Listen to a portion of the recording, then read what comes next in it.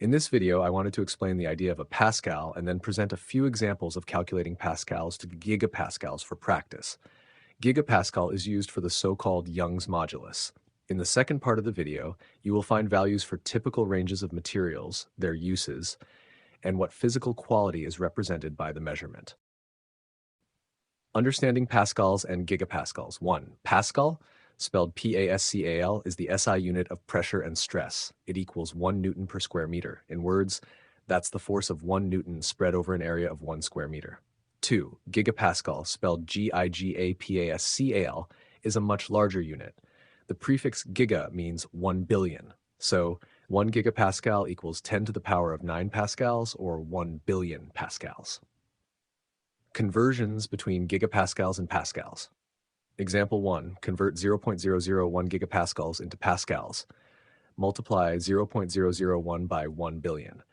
The result is 1 million pascals, written as 1 followed by 6 zeros. This value is typical for soft polymers like low-density polyethylene used in lightweight packaging because of its flexibility. Example 2. Convert 200 gigapascals, the typical value for steel, into pascals. Multiply 200 by 1 billion. The result is 200 billion pascals, written as 2 followed by 11 zeros. Steel's high stiffness makes it essential for construction and automotive components like bridges and car frames. Example 3. Convert 70 gigapascals, the typical value for aluminum, into pascals. Multiply 70 by 1 billion. The result is 70 billion pascals, written as 7 followed by 10 zeros. Aluminum is valued in aerospace and transportation for being both lightweight and stiff.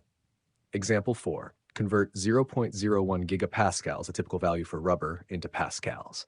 Multiply 0.01 by 1 billion. The result is 10 million pascals, written as 1 followed by 7 zeros.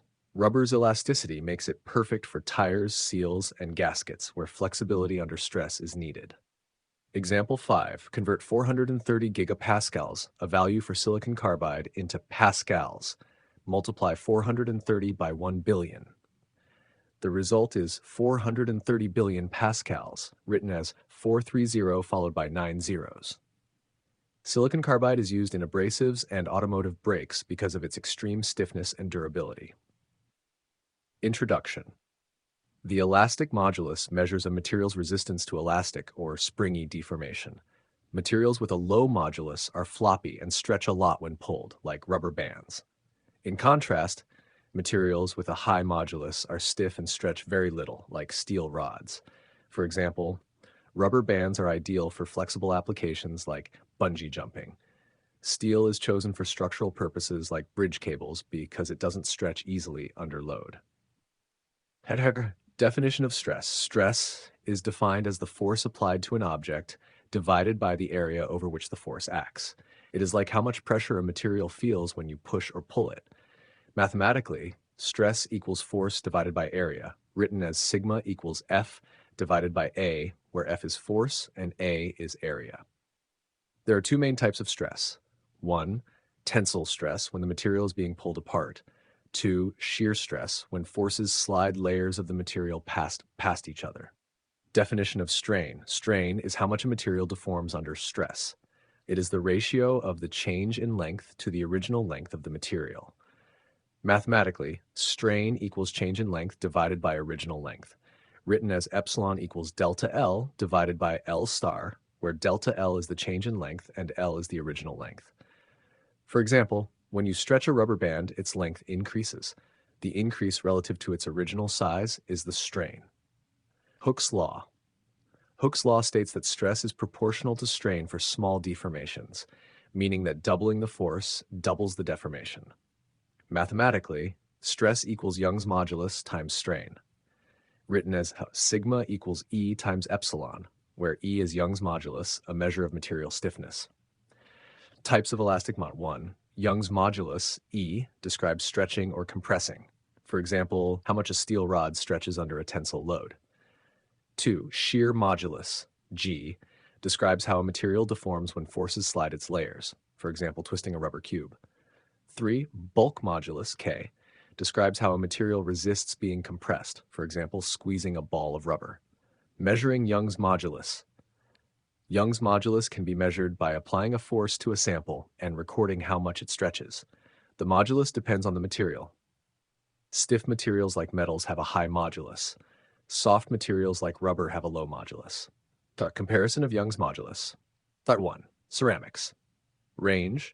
Young's modulus for ceramics falls within 10 to 10 to the third power gigapascals, or 10 to 1,000 gigapascals.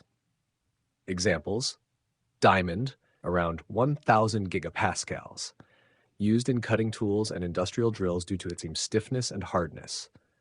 Aluminum oxide, around 385 gigapascals, used in electrical insulators and biomedical implants because of its high stiffness and chemical stability.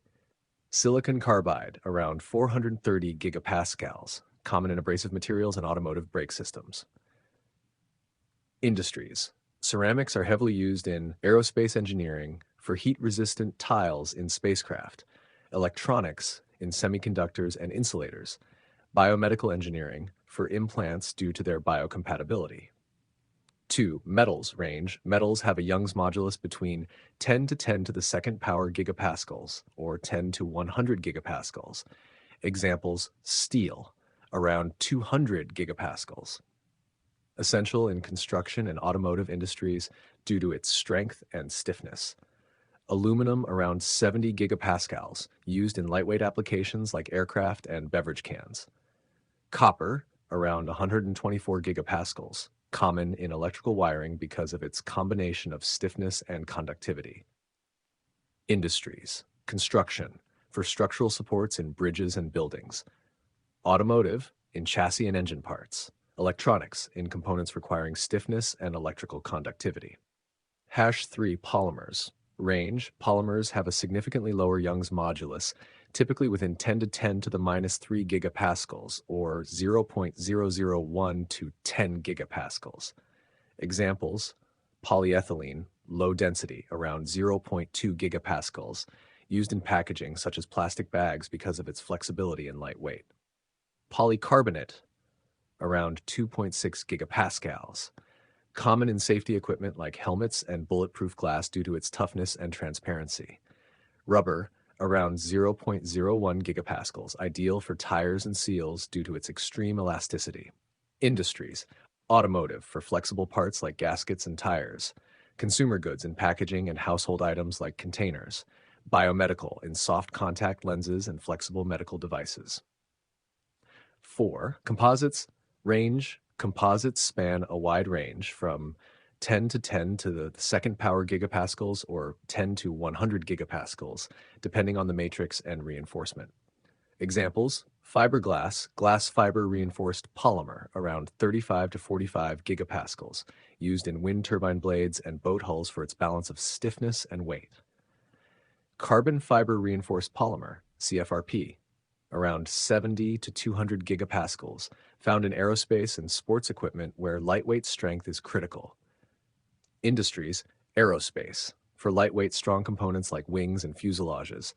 Renewable energy, in wind turbine blades due to high strength to weight ratio.